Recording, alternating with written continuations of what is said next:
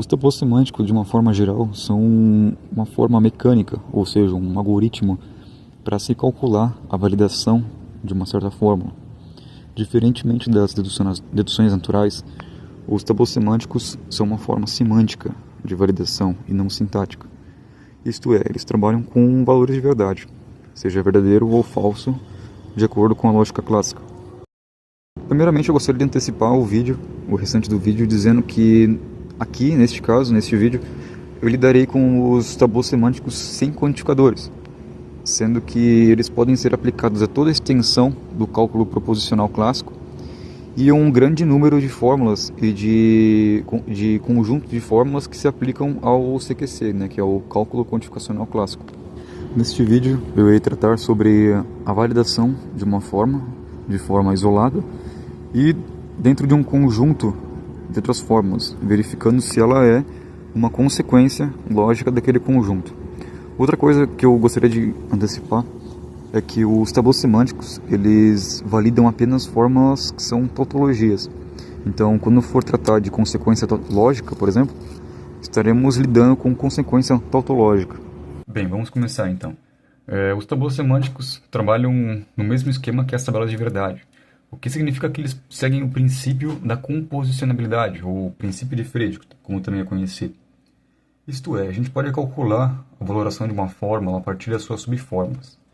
Então, por exemplo, caso tivermos um condicional, se A, então B, nós temos três formas de dizer que esse condicional é verdadeiro. Isto é, se A for falso, então em qualquer um dos casos que B for verdadeiro ou falso, o condicional vai ser verdadeiro, tanto se B for verdadeiro ou se ambos forem falsos. Não importa, se o antecedente for falso, o condicional sempre vai ser verdadeiro. E se ambos fossem verdadeiros, o condicional também é verdadeiro. Porém, se tiver um único caso em que o A for verdadeiro e B for falso, esse condicional é falso. A gente pode também entender que tanto A quanto B poderiam ser qualquer outras fórmulas. Para isso a gente usa as letras gregas, Não sei se eu consigo desenhar aqui. Mas se alfa, então beta. Aqui eles podem significar qualquer fórmula, seja, sei lá, conjunção de A e B, então C, em que o alfa designa-se por a conjunção A e B e o beta por C, não importa. Começar então a finalmente trabalhar com os tabus em si. Vamos querer dizer que em todas as estruturas possíveis, esta fórmula que eu estou escrevendo, ela é verdadeira. Vamos querer verificar se esta fórmula molecular maior, este condicional, é verdadeiro. Bem, a primeira coisa que nós devemos fazer é aquilo que foi dito na antecipação, isto é, nós iremos fazer uma redução absurda. Então a gente supõe que essa fórmula é falsa, mesmo nós tendo fé que essa fórmula é verdadeira. A gente faz isso colocando um F atrás dela. Bem, seguindo um pouco do exemplo do anterior, aproveitando, o exemplo anterior, nós podemos dividir esta fórmula. Nós sabemos que o único caso possível para que um condicional seja falso é que o seu antecedente seja verdadeiro e o seu consequente falso. Então a gente aproveita as subfórmulas, dizendo que a conjunção de A e B é verdadeira, o seu antecedente, e o seu consequente A ou B é falso. Aqui eu não vou utilizar os parênteses externos para aproveitar um pouco do grafite, porque eu já troquei para lapiseira porque eu estava gastando muita folha com caneta. E é o seguinte, já utilizamos essa fórmula aqui, ou já dividimos ela. Isto quer dizer que a gente pode colocar um sinal de verificação aqui. Isso aqui não é um V, é um símbolo extra lógico, não pertence à lógica, é só para auxiliar no entendimento, porque nós já utilizamos essa fórmula, então ela não precisa mais ser trabalhada. Então vamos continuar. Vamos utilizar esta conjunção. O único caso possível em que esta conjunção, assim como qualquer outra, seja verdadeira é que ambos as subfórmulas que ocorram nela sejam verdadeiras, tanto A como B neste caso. Na disjunção, por sua vez, ela só pode ser falsa se ambos os elementos dela forem falsos, tanto A como B neste caso. E aqui nós verificamos uma coisa. Nós verificamos que temos uma contradição entre ambos os elementos, tanto A quanto B. Nós temos uma contradição aqui, ó. Uma hora afirmamos que A é verdadeiro, uma hora afirmamos que A é falso. E o mesmo acontece com B. Ou seja, a nossa suposição, a nossa redução ao absurdo na fórmula primária aqui, na fórmula maior, estava verdadeira. Ela é realmente, aconteceu realmente uma contradição. Então a nossa hipótese de que ela é falsa. Ou seja, ela é verdadeira, né? Se temos uma fórmula falsa e nós negamos ela, né? Aqui eu fiz o contrário, mas nós temos automaticamente que ela é verdadeira, né? Mesma coisa, o contrário. Se negamos A, sendo que é verdadeiro, A se torna falso. Exatamente isso. Complicar um pouco as coisas, porque nós vimos trabalhando apenas com tableaus de um único ramo, isto é, ele era completamente vertical. Agora, a gente vai ter um esquema que é chamado de bifurcação. Nós vamos criar um nó neste tableau, neste ramo, que vai dividir ele em mais ramos. Então, por exemplo, se eu criar um ramo para a esquerda, ele não vai coincidir com o ramo da direita. Isto é, todas essas valorações que vierem depois da bifurcação ou do nó, como dizem nas árvores de semântica, né, do estudo de semântica, não vão valer para o ramo da direita. Eles são ramos distintos, né? Eles trabalham com possibilidades diferentes. Porque o tabuleiro semântico é basicamente isso, uma possibilidade. Você analisa todas as fórmulas em que uma fórmula, todas as formas em que uma fórmula molecular, ela pode ser verdadeira ou falsa, e a partir disso você cria uma tautologia, né? Você verifica se a fórmula é uma tautologia ou não. O tabuleiro semântico é basicamente isso. Então, eu criei uma fórmula ali que foi muito didática, que vai servir muito bem para o nosso propósito, que é, mais novamente, um condicional, né? Que é A com disjunção em B, se essa disjunção, então A. Mas, porém, temos mais um condicional que é a fórmula total, né? Então, vamos lá, vamos supor que esta fórmula é falsa, fazer uma redução absurda. Primeiramente, utilizamos ela e temos que, para que ela seja falsa, nós temos que este outro condicional, que é uma subfórmula dela, seja verdadeiro e que o consequente seja falso. Perfeito. Nós temos aqui uma fórmula molecular que podemos utilizá-la. Então, vamos tê-la como o antecedente, né? A ou B é verdadeiro e o consequente, que é A, é falso. Perfeito. A partir disso, nós temos o seguinte esquema. Nós iremos utilizar esta fórmula. Porém, se você tiver uma tabelinha com as regras de inferência, regras para tableaus semânticos, nós vamos ver que caso qualquer um destes elementos dessa fórmula molecular, ou maior, né, ela pode ser tanto que A seja verdadeiro ou B seja verdadeiro. Este nó, que é onde acontece a bifurcação, eu vou até escrever aqui, bifurcação, ele é basicamente uma disjunção, né? Ou melhor, uma disjunção é o abuso de palavra, mas ele é o esquema do ou, né? Tanto se A for verdadeiro ou se B for verdadeiro, essa fórmula vai ser verdadeira, não importa. Não importa em qual dos casos, em qual dos mundos possíveis. Então aqui nós temos o seguinte. Temos que B é falso e B é verdadeiro. Então aqui nós colocamos um X. E aqui nós temos que A é falso e A é verdadeiro. Então nós encontramos aqui uma contradição. A seguir eu vou utilizar um exemplo que complica um pouco mais a situação. Todas as fórmulas que a gente trabalhou até agora, a gente verificou que realmente aconteceu uma contradição.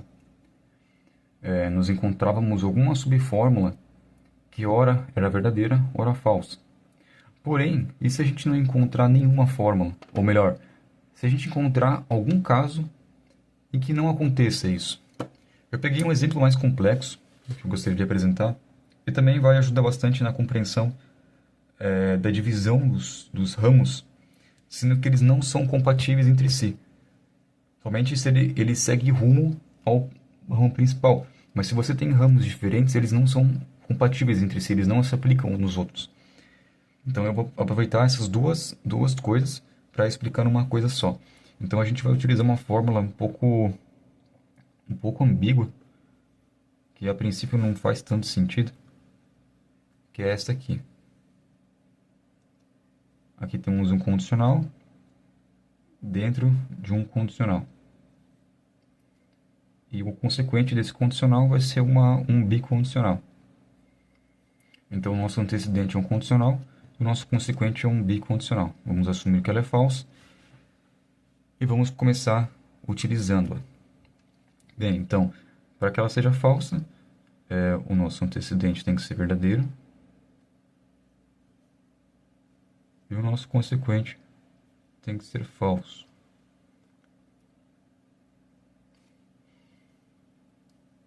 Bem, aqui nós vamos ter que fazer uma bifurcação utilizando esse condicional. Então, eu vou abrir bastante, porque depois ela vai ficar mais extensa. A gente vai bifurcar este ramo. Eu vi que ficou um pouco apagado, então vou tentar fazer mais forte. Nesse condicional, então, temos que o antecedente é verdadeiro e o consequente pode ser falso. Ou melhor, o contrário, perdão. O antecedente tem que ser falso. Pode ser falso, né? Aqui a gente abre uma possibilidade. E o consequente pode ser verdadeiro. Aqui, ó. Aqui entra uma questão interessante. Nós poderíamos utilizar esta fórmula agora. Porém,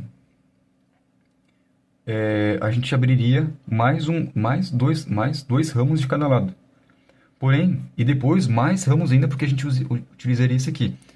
Porém, para simplificar, o que a gente faz? A gente utiliza esse aqui agora. Não existe uma ordem específica para você utilizar as fórmulas. Eu gosto sempre de simplificar o máximo possível. Aqui eu coloquei uma negação sem querer. Você não precisa seguir uma ordem exata. Aqui a gente já tira a negação dessas fórmulas moleculares de negação, já facilita um pouco o processo. Bem, o que a gente faz agora, a gente vai utilizar este bicondicional. Para que um bicondicional seja falso, os dois elementos nele não podem ter uma valoração equivalente, eles não podem ser equivalentes. Então eles têm que ter valores diferentes. Então o que a gente faz? A gente tem este ramo da esquerda, este ramo maior da esquerda e este ramo maior da direita. A gente vai abrir mais dois ramos para cada um deles, porque já disse que eles não são compatíveis entre si, então eles não se correlacionam. Então aqui, ó, para que um condicional seja falso, né, os dois elementos têm que ser valores diferentes. Então o PA tem que ser verdadeiro e o QB falso. Ou pode acontecer também que o PA seja falso e o QB é verdadeiro. Poderia escrever de várias formas aqui, mas o importante é que eles não tenham o mesmo valor e que não se repitam, né? Aqui escrevemos PA verdadeiro e QB falso. Aqui você pode simplesmente copiar o do outro lado, desde que eles estejam valores diferentes. Bem, então nós temos, no total, nós temos 3 bifurcações, nós criamos 4 ramos. A valoração final aqui, o fechamento ou não deste ramo, ele não interfere neste aqui. Por que eu digo que pode fechar ou não? Porque, veja, por exemplo, aqui, ó, nós temos que PA é verdadeiro, certo? Aqui, nós temos também que PA é verdadeiro. Porém, se a gente for procurar no ramo primário, no original, nós não temos nenhuma contradição. A gente não encontrou nenhuma contradição aqui. O que isso resulta? Que não encontramos nenhuma contradição. Ou seja, a hipótese inicial aqui de que esta fórmula é falsa, realmente acontece que uma das subfórmulas não interfere no que nós supomos aqui. Então, de fato, aqui temos uma prova de que esse tableau realmente existe uma estrutura na qual ele é falso. E já estou antecipando que os tableaus semânticos, eles fornecem uma estrutura identificando um dos casos que realmente a fórmula é falsa. Então, ressaltando, os tableaus semânticos só trabalham com fórmulas tautológicas. Vamos continuar aqui. Ó.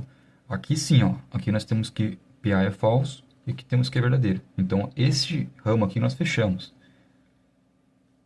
Aqui não fechamos, não encontramos nenhuma contradição neste ramo. E aqui encontramos uma contradição. Bem, 2 dos nossos 4 ramos nós fechamos, 2 não. O que significa? Não importa os que fechamos. Se nós tivermos um único ramo aberto, essa fórmula aqui não é uma tautologia. Porque nós encontramos uma estrutura em que podemos montar que essa fórmula, né, as subfórmulas dela, provam que ela é realmente falsa. Eu não farei isso aqui, mas fica como teoria para vocês estudarem no livro do Mortário, ou eu posso fazer um outro vídeo explicando mais profundamente sobre a teoria em si dos tableaus semânticos. Para um outro lado dos tableaus semânticos, que é realmente a verificação de que se uma fórmula é consequência lógica de um outro conjunto de fórmulas. Isso só vai acontecer se essa fórmula que nós estamos querendo verificar é uma tautologia, uma consequência tautológica daquele conjunto. Então vamos ter que um conjunto ele vai ter os seguintes elementos. Primeiramente, um bicondicional.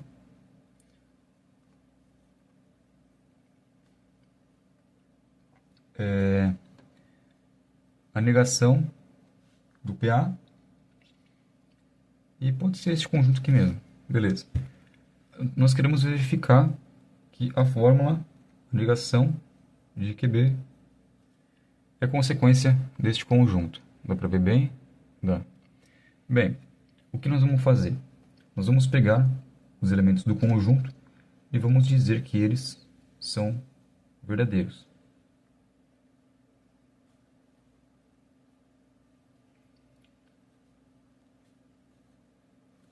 E que a nossa fórmula que estamos querendo verificar é falsa. Vamos começar então. Bom, primeira coisa, a gente poderia começar com este bicondicional. Está um pouco apagado ali, mas é um QB. Aqui fica melhor, assim. Bom, a gente poderia começar com ela, porém ia complicar muito o nosso tableau. Então vamos começar aqui pelas fórmulas moleculares de negação, que fica muito mais fácil. Ficamos assim, ó. Aqui, um aqui. Aí, ó. Então agora a gente parte para o nosso condicional. Nós vamos utilizar ele. A gente abre mais 2 ramos. E que um bicondicional verdadeiro, ele tem que acontecer uma equivalência entre os seus elementos. Tanto se ambos forem verdadeiros, tanto se ambos forem falsos.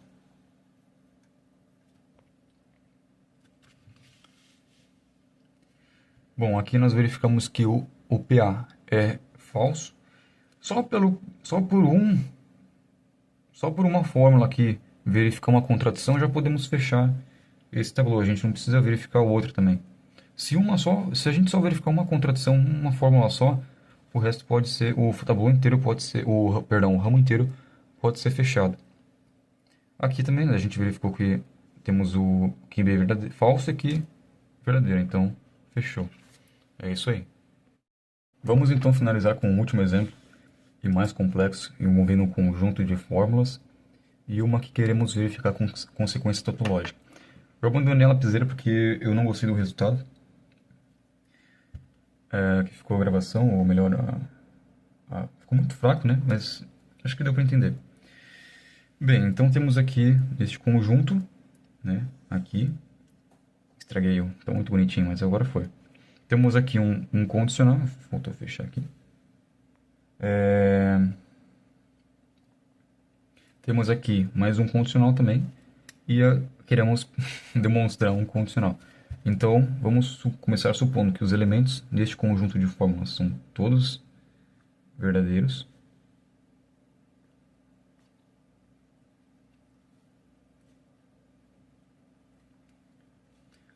Aqui eu estou escrevendo com um parênteses externo, mas eu nem percebi daí. Vou deixar assim mesmo, acho que não tem problema. Depois eu escrevo sem. Aqui, pronto, escrevi sem. Vamos começar. Poderíamos começar com uma dessas fórmulas aqui, verdadeiras, mas vamos começar com esse aqui que é mais fácil, porque só existe um único caso em que um condicional é falso, então a gente não abre nenhum ramo já. A gente aproveita e continua nesse mesmo ramo. Então a gente diz que A é verdadeiro e que este que A é falso. Agora sim a gente pode abrir um ramo, que não tem outra opção. A gente vai utilizar essa aqui, começando por ordem. Nós temos vários casos possíveis que este condicional seja verdadeiro, tanto se A for falso, quanto se esta disjunção seja verdadeira. Bem, aqui nós temos três possibilidades de que uma disjunção seja verdadeira, mas eu não vou abrir ela agora, eu vou continuar com esse aqui. Aqui eu vou pedir permissão para vocês para abrir mais espaço. Mas aqui segue daqui e aqui segue daqui, tá? Só para ficar mais visível mesmo. Então a gente vai utilizar aqui. A gente tem que esta fórmula ali, ela pode ser este antecedente, que é uma conjunção, pode ser falso. E o consequente pode ser verdadeiro. Aqui é a mesma coisa, já que os ramos distintos não se implicam, né? Beleza, utilizamos esta fórmula. Nós poderíamos usar esta fórmula aqui, que vai se aplicar somente a este ramo. Como são ramos distintos, o que cair nesta fórmula aqui, eu não utilizo aqui. Porque não implica, entende? Então vamos fazer isso. Essa disjunção, a gente abre aqui e abre aqui. E não aqui, porque não pertence à mesma continuidade de ramo, sabe? Eles não se implicam.